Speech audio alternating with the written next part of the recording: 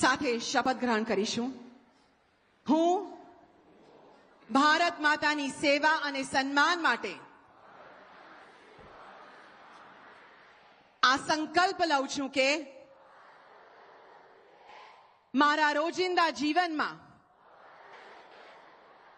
વધુમાં વધુ ભારતીય વસ્તુઓનો ઉપયોગ કરીશ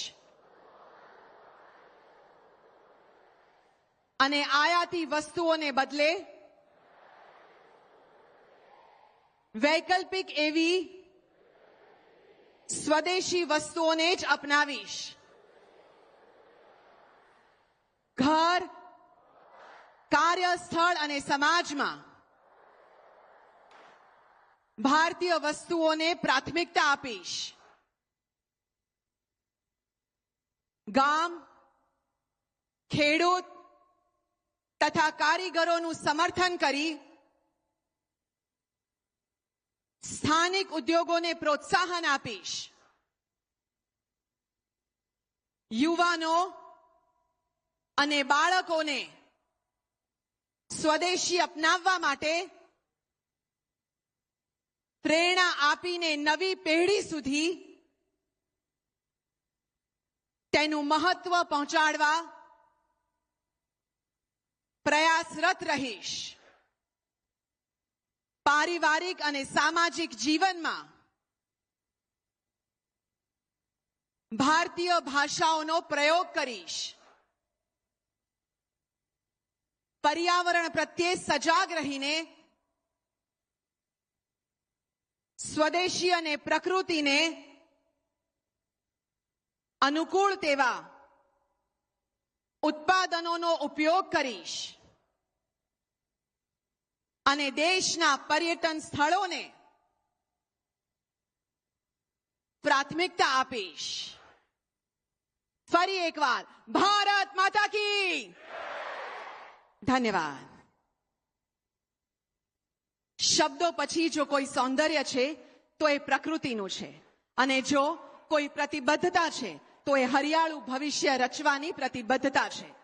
આજે એ જ દ્રષ્ટિનું સાકાર સ્વરૂપ માનનીય મુખ્યમંત્રી શ્રી અને માનનીય મહાનુભાવના વરદ હસ્તે મિશન 4 મિલિયન ટ્રીઝની કોફી ટેબલ બુકનું અનાવરણ થવા જઈ રહ્યું છે. હું માનનીય મુખ્યમંત્રી શ્રી અને માનનીય મહાનુભાવને આ અનાવરણ કરવા વિનંતી કરું છું. આ પુસ્તક માત્ર ચિત્રોનો સંગ્રહ નથી, આ તો છે ગુજરાતની હરિયાળી પ્રતિજ્ઞાનું દસ્તાવેજ.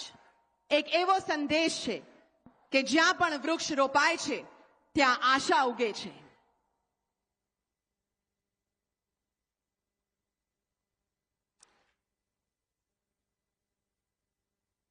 આવા સુંદર ક્ષણને આપણે તાળીઓથી વધાવીએ અને પ્રતિજ્ઞા કરીએ કે વૃક્ષો વાવીશું, તેનું જતન કરીશું અને પર્યાવરણમાં હરિત લહેર પ્રસરાવીશું.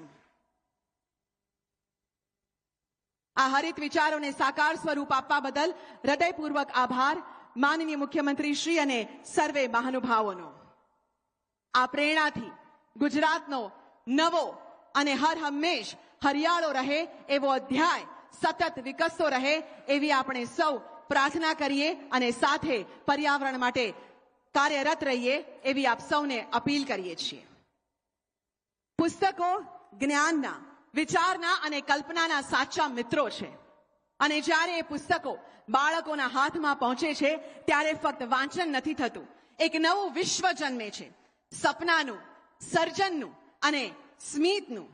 હવે ખૂબ આદરપૂર્વક હું માનનીય મુખ્યમંત્રી શ્રી, માનનીય કેન્દ્રીય શિક્ષણ મંત્રી શ્રી, માનનીય મંત્રીશ્રીઓ સાથે માનનીય મેયરશ્રી, માનનીય સંસદ સભ્યશ્રી, માનનીય ડેપ્યુટી મેયરશ્રી, માનનીય કમિશનરશ્રી અને સ્ટેન્ડિંગ કમિટીના ચેરમેનશ્રીને વિનંતી કરીએ છીએ કે આપ આ સુંદર મજાનો અમદાવાદ ઇન્ટરનેશનલ